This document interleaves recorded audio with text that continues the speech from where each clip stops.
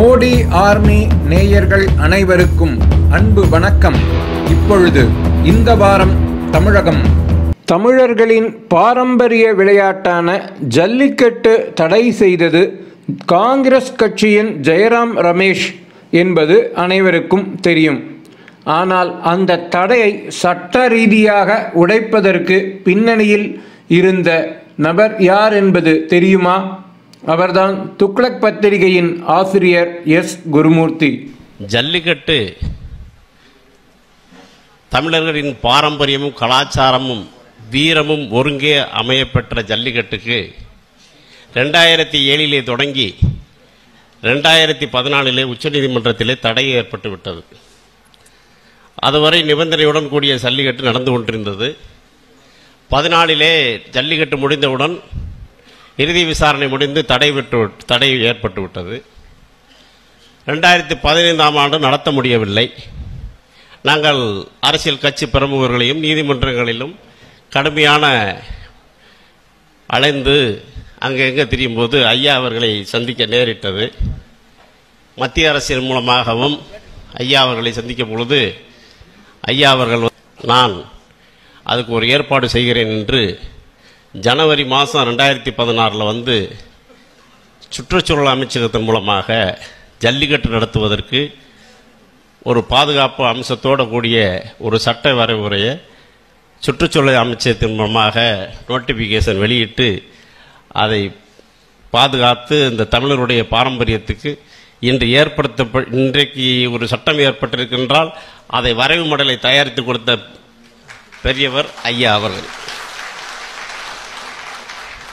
அதற்கு பிறகுதான் 2017 மீண்டும் மக்கள் புரட்சி ஏற்பட்டு இந்த போராட்டத்தின் வாயிலாக அந்த சட்டத்தை தமிழக அரசு கொண்டு வந்து மத்திய அரசின் உதவியோடு இன்றைக்கு கோலாகலமாக வருகின்ற தை திருநாள் முதற்கொண்டு நடத்துவதற்கு தயாராகி கொண்டிருக்கின்றோம். உச்சநீதிமன்றத்திலே இன்னும் தொங்கல் இருக்கிறது. ஐயா அவர்களுடைய உதவி எங்களுக்கு தொடர்ந்து இருக்க வேண்டும் என்று கூறி அந்த பெருமையை சார்ந்ததை சொல்லி விடைபெறுகிறேன். நன்றி. இந்துக்களையும் இந்து மதத்தையும் இழிவுபடுத்தி பேசுவது திமுகவுக்கு புதியதல்ல. இந்து என்றால் திருடன். ராமர் எந்த இன்ஜினியரிங் கல்லூரியில் படித்தார்? திருப்பதி வெங்கடாஜலபதி கோவில் உண்டியலுக்கு பாதுகாப்பு எதற்கு? குங்குமத்தை பார்த்து நெற்றியில் என்ன இரத்தமா? இப்படியெல்லாம் கேட்ட திமுக இப்போது நாங்கள் இந்து விரோதி அல்ல என்று மேடைக்கு மேடை பேசுகிறது. திமுகவின் இளவரசர் ஆதினகர்த்தர்களையும் ஜீயர்களையும் நேரில் சென்று சந்திக்கிறார். ஸ்டாலின் ஒருபடி மேலே சென்று கையில் வேலுடன் போட்டோ எடுத்துக்கொள்கிறார். தமிழகத்தில் ஏற்பட்டு வரும் இந்து விழிப்புணர்வையே இது சுட்டிக்காட்டுகிறது என்கிறார் நம் அரசியல் விமர்சகர் அண்ணாமலை. ராணுவத்தில் இஸ்லாமியர்களை சேர்க்க கூடாது என்று ஆர்எஸ்எஸ் சொல்லல, வீரசாவர்கர் சொல்லல, குருஜி சொல்லல, புரட்சியாளர் அம்பேத்கர் சொன்னார். உங்களுக்கு பாதுகாப்பான எல்லை வேண்டுமா, பாதுகாப்பான படை வேண்டுமா? பாதுகாப்பான படை தான் வேண்டும், அதனால் அவர்களை சேர்க்க வேண்டாம் என்று சொன்னார். அதற்கு அவர் பல்வேறு காரணங்களை அந்த புத்தகத்தில் சொல்லி இருக்கிறார். 1947 பாகிஸ்தான் பிரிய வேண்டும் என்று சொல்லி இந்த தேசத்தில் 3 பேர் கேட்டார்கள்.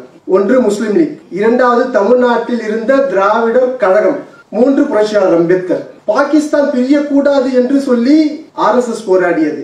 காங்கிரஸில் இருந்து சில பேர் சொன்னார்கள். ஆனால் இவர்களுடைய நோக்கம் இருக்கிறதல்ல, ஒவ்வொருவருக்கும் ஒவ்வொரு நோக்கம் இருந்தது. ஆர்எஸ்எஸ்க்கும் பல்வேறு இந்துத்துவ அமைப்புகளுக்கும் இந்திய நலன் இருந்தது. அதில் பிரியக்கூடாது என்பதில் இந்திய நலன், இந்தியர்களின் நலன் இருந்தது. சரியாக புரிந்து கொள்ளுங்கள். முஸ்லிம் லீக்குக்கு முஸ்லிம்களுடைய நலன் இருந்தது.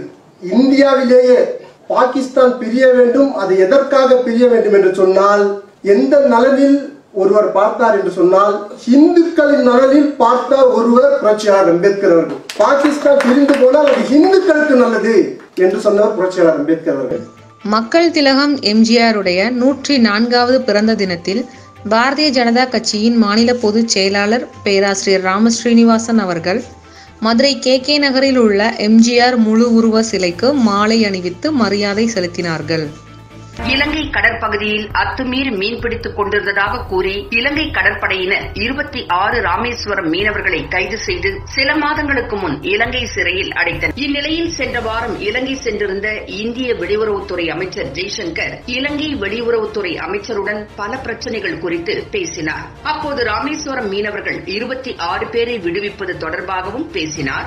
இந்த பேச்சுவார்த்தையை அடுத்து அவர்கள் அனைவரையும் விடுவிக்க இலங்கை அரசு ஒப்புக்கொண்டதாகவும் மீனவர்கள் விரைவில் நாடு திரும்புவர் என்றும் ஜெய்சங்கர் பத்திரிகையாளர்களிடம் கூறினார்.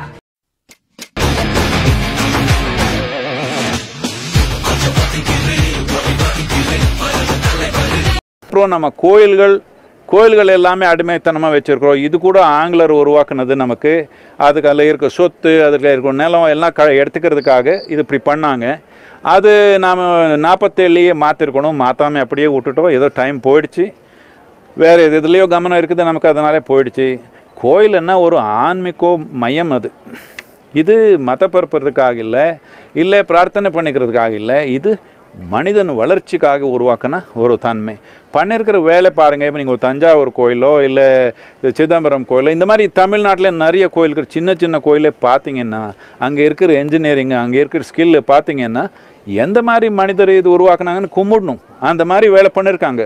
மற்ற விஷயம் விட்டுடுங்க, செயல் பாருங்கள் எப்படி இருக்குது.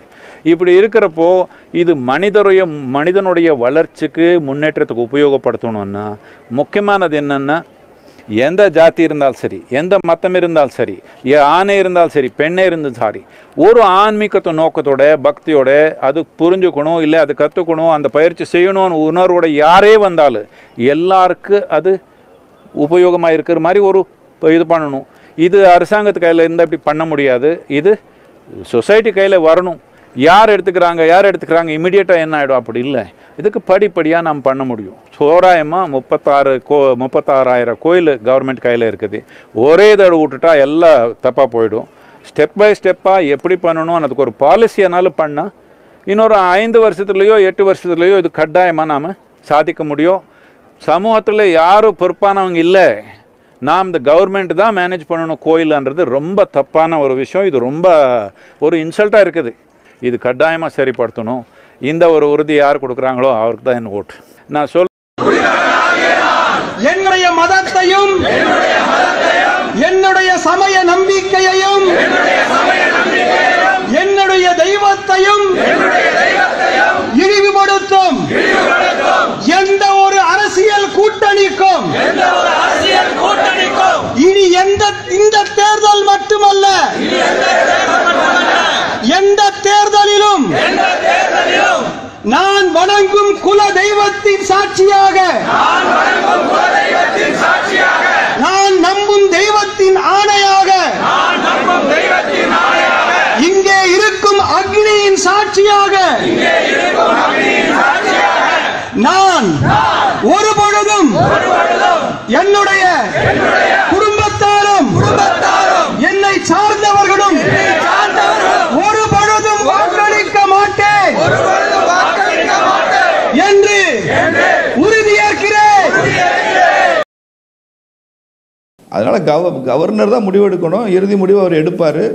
இதுல நிறைய சர்வதேச விஷயங்கள்லாம் இருக்கு. இது சாதாரணமா ஒரு மாநிலத்தினுடைய குற்றம் சம்பந்தப்பட்ட பிரச்சனை அல்ல. இதுல கொல்லப்பட்டவர் இந்த நாட்டினுடைய பிரதமராக இருந்தவர். அவர் தமிழ்நாட்டில் தமிழ் மண்ணில் படுகொலை செய்யப்பட்டிருக்கிறார். இது பயங்கரவாத செயல். அந்த பயங்கரவாத செயலை தமிழ்நாட்டில் உள்ள அத்தனை கட்சிகளும் அப்போ கண்டிச்சாங்க. இப்போ இவங்களுக்கெல்லாம் ஆதரவு பேசுகிற திமுக மாதிரி கட்சிகள்லாம் விடுதலை புலிகளை எதிர்த்து என்னவெல்லாம் அறிக்க விட்டாங்க, கண்டனம் தெரிவித்தாங்க என்பதெல்லாம் நமக்கு தெரியும். சோனியா காந்தி அம்மையாருக்கே பாதுகாப்பு வேண்டும் என்று சொல்ல போது திமுகவினுடைய நாடாளுமன்ற எம்பியாக இருந்த TR பாலு அவர்கள் விடுதலை புலிகளால் சோனியா காந்தி அம்மையாருக்கு உயிருக்கு ஆபத்து இருக்குன்னு சொல்லி தான் பாதுகாப்பு கேட்டார். கலைஞரே தன் மகன் ஸ்டாலினுக்கு அந்த பாதுகாப்பு படை வேண்டும் சொல்லும்போது விடுதலை புலிகளால் ஆபத்து இருக்குன்னு சொல்லி தான் செக்யூரிட்டி கவரே வாங்கினார் ஸ்டாலின். அதனால இவர்களது தமிழீழ பாசம், விடுதலை புலிகள் மீது உள்ள பாசம் எல்லாம் ஏதோ புதிதாக வந்ததுன்னு நினைக்கிறேன் நான். ஏன் இத்தனை ஆண்டு காலமாக இவர்கள் ஏன் செல்லவில்லை? இப்போது தமிழ்நாட்டில் இருக்கிற இந்த ஆளுநர் மீது இவ்வளவு அவசரம் காட்டுகிற திமுக மாதிரியான கட்சிகள், எங்களது எதிர்கட்சிகள், எங்களை விமர்சிப்பவர்கள் இத்தனை ஆண்டு காலமாக அவங்க போட்ட ஆளுநர் தானே இருந்தாங்க. அப்ப எல்லாம் ஏன் இந்த நடவடிக்கை எடுக்கல? அப்ப ஏன் நீதிமன்றத்திற்கு போகல? இந்த உத்தரவை ஏன் கேட்டு பெறவில்லை? அப்போது இருந்த ஆளுநர்களை வைத்து ஏன் பேரறிவாளனையோ மற்றவர்களோ ஏன் விடுதலை செய்யவில்லை? அதான் ஜெயலலிதா அம்மா சட்டமன்றத்தில் எல்லா கட்சிகளையும் ஏற்றுக்கொண்டு 7 பேரை விடுதலை செய்யணும் தீர்மானம் போட்டாங்கல்ல. அந்த தீர்மானத்தை ஏற்றுக்கொண்டு பின்னால் வந்த கட்சிகள் அதை செய்திருக்கலாமே, ஏன் செய்யலை? அப்போ மத்தியில் ஆட்சியில் இருந்த காங்கிரஸ் திமுக கூட்டணி அரசாங்கம் இது தமிழக சட்டமன்றத்தில் இயற்றப்பட்ட அந்த தீர்மானத்தை ஏற்றுக்கொண்டிருக்கலாமே. அப்போ மத்தியில் அரசாங்கத்தில் திமுக அங்கம் வகித்த அரசாங்கம் தானே இருந்தது. அப்போ அதை ஏற்றுக்கொண்டு இருந்தால் இந்த 7 விடுதலை என்பது இப்போ இவ்வளவு பெரிய பிரச்சனையா வந்திருக்காது. அதிமுக தமிழக சட்டமன்றத்தில் இயற்றிய தீர்மானத்தை தமிழ்நாட்டில் ஆதரித்த திமுக அதை டெல்லி பாராளுமன்றத்தில் அதை ஆதரித்து பேசாத காரணம் தான் இவ்வளவு பிரச்சனையுமே. பேசியிருந்தால் டெல்லி பாராளுமன்றத்திலும் இதற்கு ஏற்புடைமை வந்திருந்தால் இந்த பிரச்சனை இப்போது எழுந்திருக்காது. இந்த மாதிரி இவ்வளவு ஒரு சென்சிட்டிவான ஒரு விஷயத்துல பயங்கரவாத செயலில் குற்றம் சாட்டப்பட்டு பல முறை நீதிமன்றங்களால் குற்றம் ஊர்ஜிதப்படுத்தப்பட்ட ஒருத்தருடைய விடுதலையில் ஒரு அரசாங்கம் தாமதமாக செய்யட்டுமே, என்ன அவசரம்? என்ன இது ஒன்றும் ஒரு நிரபராதிக்கான டிலேடு ஜஸ்டிஸ் இல்லையே. இது நீங்க டிலேடு ஜஸ்டிஸ் டெனிடு ஜஸ்டிஸ்னு சொல்றீங்க, ஒரு நிரபராதிக்கான டிலேடு ஜஸ்டிஸ் இல்லையே. இது குற்றம் ஏற்கனவே ஊர்ஜிக்கப்பட்ட நிரூபிக்கப்பட்ட ஒருத்தரை பத்தி பேசிட்டு இருக்கோம். ஒரு அப்பாவியை பற்றி நிரபராதியை பற்றி இங்க பேசவில்லை. தாமதமாகட்டும், கவர்னர் எடுப்பார் என்று காத்திருக்கிறோம். மக்கள் அனைவருக்கும் வணக்கம். கடந்த 2 நாட்களாக தொடர்ச்சியான ஐடி ரெய்டு போயிட்டு இருக்கு ஒரு இடத்துல. அதை பற்றி தமிழக பத்திரிகைகள் வழக்கம் போல் யாருமே வந்து அதை பற்றி மூச்சே விடலை. ஒரு சில செய்திகளில் வந்து செய்தி சேனல்களில் வந்து ரொம்ப பெட்டி செய்தியாக மூடிட்டு போயிட்டாங்க. இதே ரெய்டு வந்து வேற ஒரு இடத்துல நடந்திருந்தது. உதாரணத்துக்கு ஒரு ஹிந்து ஆசிரமத்திலேயோ இல்லை ஏதாவது ஒரு இடத்துல நடந்திருந்ததுன்னா இந்நேரத்துக்கு வந்து அதை பற்றிய விவாதங்கள் ஓடி இருக்கும், எல்லாமே ஓடி இருக்கும். உங்களுக்கு தான் தமிழக பத்திரிகைகளை பற்றி தெரியுமே. பட் நம்ம அந்த பத்திரிகைகளை பற்றிய செய்திகளுக்கு பின்னாடி வருவோம். பட் இந்த ஐடி ரெய்டுக்கு பின்னாடி ஒரு சில காரணங்கள் சொல்கிறாங்க. கொரோனா பீரியடில் பார்த்தீங்கன்னா நிறைய வந்து கட்டுப்பாடுகள் இருந்தது. உங்களுக்கு வந்து மத போதகர்கள் வெளியே ட்ராவல் பண்ணுறதுக்கு ட்ராவல் இது அதிகமாக இருந்ததால் அவங்களால வர முடியல, போக முடியல. அதுக்கேற்ற மாதிரி அதுக்கான ஃபண்டும் வரல. பட் அதுக்கப்புறம் வந்து இந்த கொஞ்சம் தளர்வுகள் வர ஆரம்பித்த உடனே வேலையாக வந்து என்ன பண்ணியிருக்காங்க, ஒரு பெரிய அமௌண்ட்டு, அது குறிப்பிட்டு சொல்லணும் அப்படின்னா 1000 கோடி வரைக்கும் கூட சொல்லலாம். 1000 கோடி வரைக்கும் கூட ஒரு பெரிய அமௌண்ட் வந்து இல்லீகலாக ட்ரான்ஸ்ஃபர் பண்ணியிருக்காங்க. இது எல்லாமே வந்து மத்திய அரசாங்கம் கவனிச்சுட்டு தான் இருக்காங்க. ஓகே, இது இல்லீகலாக ட்ரான்ஸ்ஃபர் பண்ணியிருக்காங்க. இதுக்கு வந்து ஓகே பணம் உள்ளே வந்துருச்சு, ட்ரஸ்ட்டுக்கு வந்துச்சு. ட்ரஸ்ட்டுக்கு வந்து அந்த ரைட் இருக்குது பணத்தை உள்ளே கொண்டு வர்றதுக்கு. ஆனால் நீங்கள் அதை வந்து டிக்ளேர் பண்ணணும். இவ்வளோ நாளுக்குள்ளே அதை டிக்ளேர் பண்ணி இது பண்ணியிருக்கணும் அப்படின்னு டிக்ளேர் பண்ணணும். அதற்கான நோட்டீஸுகளும் கொடுத்தாச்சு. பட் அப்படியும் வந்து அவங்க எதுவும் பண்ணுற மாதிரி தெரியல. இதுக்கு நடுவில் 2 முக்கியமான இடங்களுக்கு டிரான்ஸ்ஃபர் நடந்திருக்கு. அந்த பணம் வந்துச்சு இல்லையா உள்ள, அந்த கணக்கில் வராத பணம், அந்த பணம் வந்து 2 இடங்களுக்கு டிரான்ஸ்ஃபர் பண்ணியிருக்காங்க. முதல்ல வந்து எப்படின்னா, டெல்லியில் போராடுற விவசாயிகளுக்கு இன்னொரு என்ஜிஓ மூலிமா இந்த பணம் டிரான்ஸ்ஃபர் ஆகிருக்கு. இதற்கான ஆதாரங்கள் எல்லாமே மத்திய அரசாங்கக்கிட்ட இருக்குது. ஸோ இது வந்து அதையும் அவங்க நோட் பண்ணியிருக்காங்க.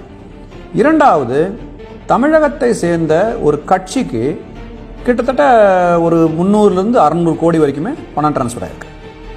இது வந்து இல்லீகலாக பண்ணியிருக்காங்க. அதாவது இதுவுமே லீகல் கிடையாது, இல்லீகலாக பண்ணியிருக்காங்க. இதுக்கு என்ன ஒரு இதுன்னா, யார் நம்மளை என்ன பண்ணிட முடியும், அப்படி ஏதாவது பண்ணிட்டாங்கன்னா உடனே சிறுபான்மையினர் மீது கை வச்சுட்டாங்கன்னு சொல்லி கதறலாமே அப்படின்னு சொல்லி அந்த ஒரு ஐடியாவில் தான் பண்ணியிருக்காங்க போல் இருக்கு. இது 2க்குமே ஆதாரங்கள், வலுவான ஆதாரங்கள் மத்திய அரசாங்கத்திடம் இருப்பதாக அதிகாரப்பூர்வமற்ற தகவல்கள் தெரிவிக்கின்றன. அதாவது because you mentioned the Chidambaram temple, Sadhguruji. 2014, the Honorable Supreme Court had passed a landmark judgment, and the court very clearly came out and said that temple should be managed by priests and not by government.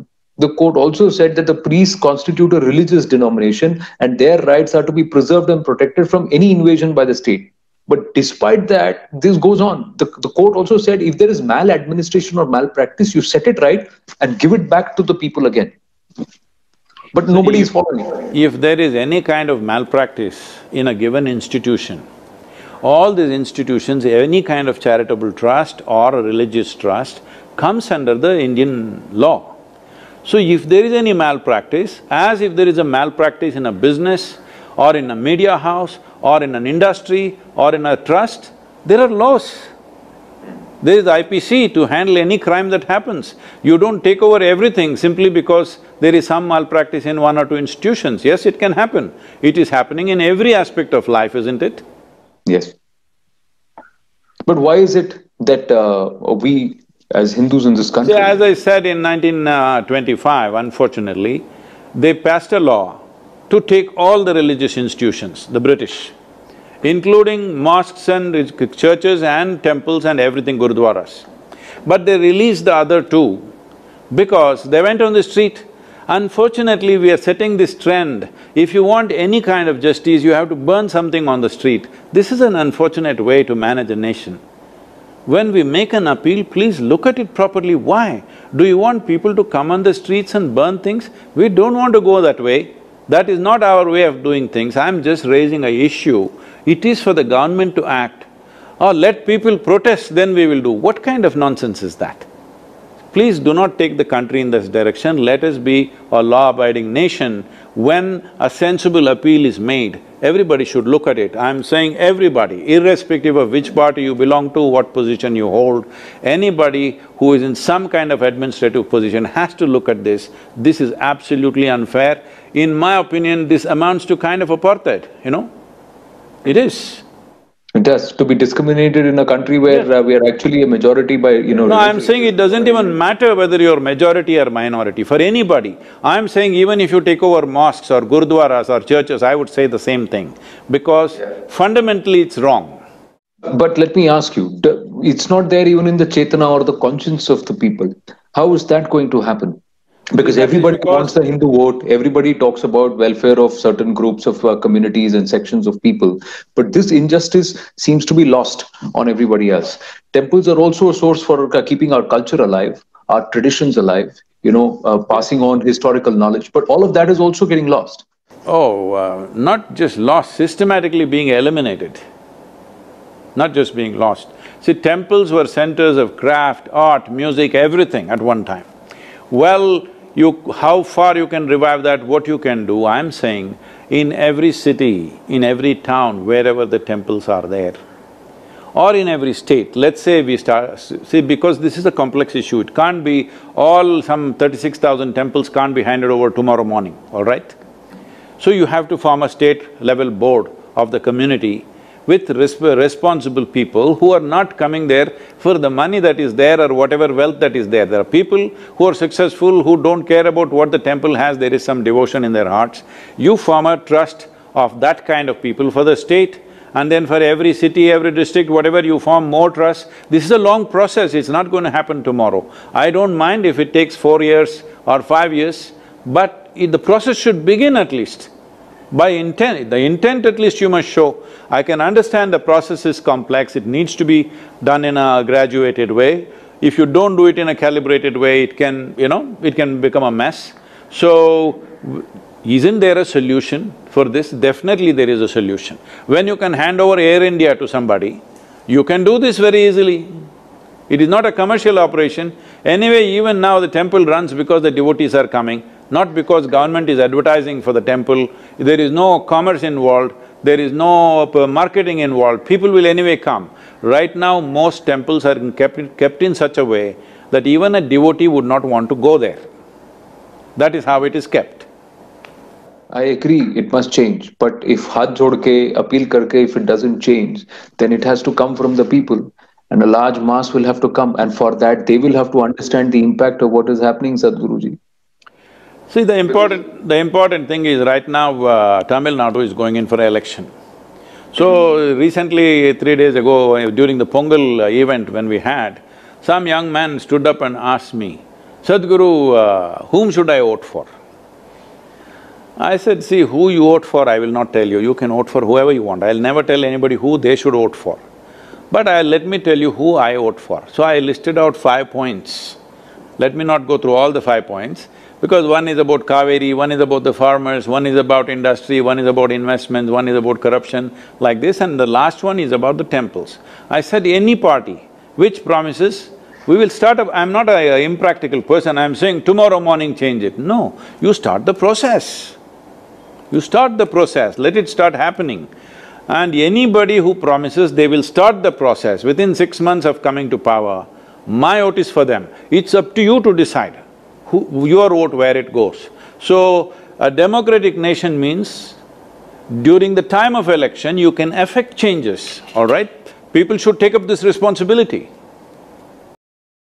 Pakistan பிரிவினையின் பொழுது பாகிஸ்தானில் பல்லாயிரக்கணக்கான பட்டியல் சமுதாயத்தை சார்ந்தவர்கள் அங்கு மாட்டிக்கொண்டார்கள். அப்பொழுது புரட்சியாளர் அம்பேத்கர் ஒரு அறிக்கை வெளியிட்டார். நீங்கள் அங்கு கட்டாயமாக இஸ்லாமியராக மதம் மாறி இருந்தாலும் கூட பரவாயில்லை, நீங்கள் இந்தியாவிற்கு திரும்பி வந்து விடுங்கள், நீங்கள் முன்னர் எந்த சமயத்தை சார்ந்திருந்தீர்களோ அதே சமயத்தவர்களாக நாங்கள் ஏற்றுக்கொள்கிறோம் சொன்னது புரட்சியாளர் அம்பேத்கர்.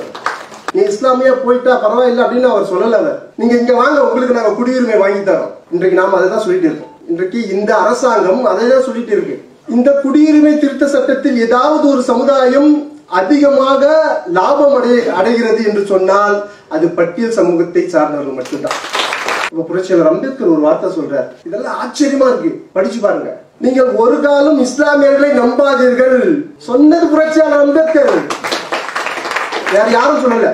என்னைக்குமே நீங்க நம்பாதீங்க இஸ்லாமியர்களை. பட்டியல் சமூகத்தவர்களுக்கு சொன்னார், அந்த தலைவருக்கு சொன்னார் அவர், அவர்களுக்கு தேவை என்று இருக்கும் போது நம்மை அவர்கள் சேர்த்துக் கொள்வார்கள், நமக்காக எதற்கும் அவர்கள் போராட இதுவரை வந்ததில்லை, வரலாறு சொன்னதில்லை, அதனால் அவர்களை நீங்கள் நம்பாதீர்கள் அப்படின்னு சொன்னார். ஆனா இவர் கேட்கல. என்ன செஞ்சார், இங்க பாகிஸ்தான் பிரியும் போது பாகிஸ்தானுடைய முதல் சட்ட அமைச்சர், இந்தியாவுடைய முதல் சட்ட அமைச்சர் புரட்சியாளர் அம்பேத்கர் அவர்கள் ஒரு பட்டியல் சமூகத்தை சார்ந்தவர். பாகிஸ்தான் பிரியும் போது முதல் சட்ட அமைச்சர் ஜோகேந்திரநாத் மண்டல் ஒரு பட்டியல் சமூகத்தை சார்ந்தவர். போயாச்சு 47ல 3 வருஷம் அங்க இருந்தார் ஜோகேந்திரநாத் மண்டல். 3 வருஷம் இந்த கிழக்கு வங்காளம் அங்கிருந்து கிட்டத்தட்ட ஒரு 10 லட்சத்துக்கு மேல அந்த நாமசூத்திரர்கள் வந்து ஒரு குரூப்பாக ஒரு இயக்கமாக அவர்கள் செயல்பட்டு கொண்டிருந்தார்கள் கிழக்கு வங்காளத்தில். இவர் 3 வருடம் அங்கு சட்ட அமைச்சராக பணி செய்து கொண்டு வரும் பொழுது ஒவ்வொன்றாக அப்போதுதான் அவருக்கு தெரிகிறது இந்த இஸ்லாமியர்கள் எவ்வளவு கொடுமை செய்திருக்கிறார்கள், செய்வார்கள் என்று, தான் எவ்வளவு ஏமாற்றப்பட்டிருக்கிறோம் என்று அவர் 3 வருடத்தில் கண்டார். கடைசி 1950 ஒரு கடிதம் எழுதினார் அந்த நாட்டு அமைச்சர், நான் என்னுடைய பதவியை ராஜினாமா செய்கிறேன் என்று ஒரு கடிதம். அந்த கடிதம் எவ்வளவு பக்கம் தெரியுமா? 40 பக்கம் மேல ஒரு கடிதம். நான் ராஜினாமா செய்ய போறேன் என்பதை சாதாரணமா சொல்லிடலாம், ஆனா அவர் சாதாரணமா சொல்லல. 40 பக்கத்துக்கு ஒரு கடிதம் எழுதுறார். 1946 இருந்து இஸ்லாமியர்கள் பட்டியல் சமூகத்திற்கு என்னென்ன கொடுமைகள் செய்திருக்கிறார்கள் என்று அதில் பட்டியலிடுகிறார்.